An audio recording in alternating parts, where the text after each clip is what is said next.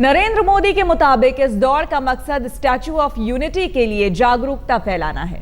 इस दौड़ के बाद ही पटेल की मूर्ति के लिए गांव-गांव जाकर लोहा इकट्ठा किया जाएगा। विश्व के इतिहास में कभी न बनी हो ऐसी प्रतिमा जो होगी केवल श्रद्धांजलि से कई ज्यादा और केवल आर्किटेक्चर और इंजीनियरिंग से भी कई गुना बढ़कर स्टैच्यू ऑफ यूनिटी। हिंदुस्तान की भव्यता को दुनिया के सामने लाएगा लौह पुरुष सरदार वल्लभ भाई पटेल का ये स्टैच्यू।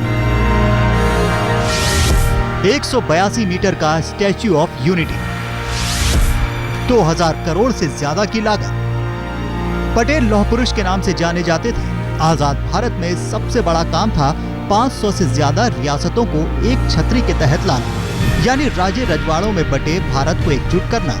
सरदार पटेल ने कुछ ऐसा ही किया। हिंदुस्तान के निर्माण में उनके भव्य योगदान की याद दिलाएगा ये स्टैच्यू ऑफ यूनिटी।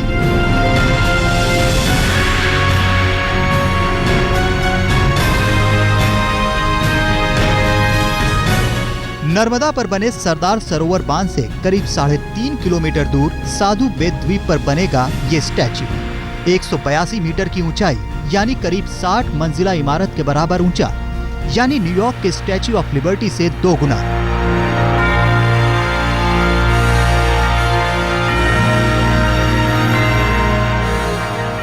इस मूर्ति को बनाने में बड़ी मात्रा में ब्रॉन्ज यानी तांबे का इस्तेमाल भी किया जाएगा। साथ ही ये ध्यान रखा जाएगा कि सरदार पटेल की बारीक से बारीक डिटेल इस विशालकाय मूर्ति में दिखे। जैसा कि इतिहास में दर्ज तस्वीरों में पटेल दिखते हैं, वैसे ही वो इस मूर्ति में दिखेंगे, लेकिन बहुत ही विशाल रूप में।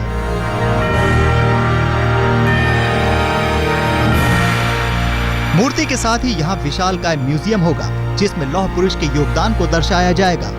साथ ही एक रिसर्च सेंटर बनेगा, पब्लिक प्लाजा होगा, गार्डन होगा, साथ ही साथ एक अंडर वाटर एक्वेरियम भी होगा।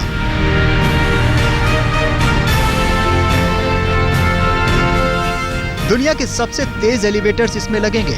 एक ऑब्जर्वेशन डेक बनेगा, जिस पर एक साथ करीब 200 लोग खड़े होकर नजारे देख सकेंगे।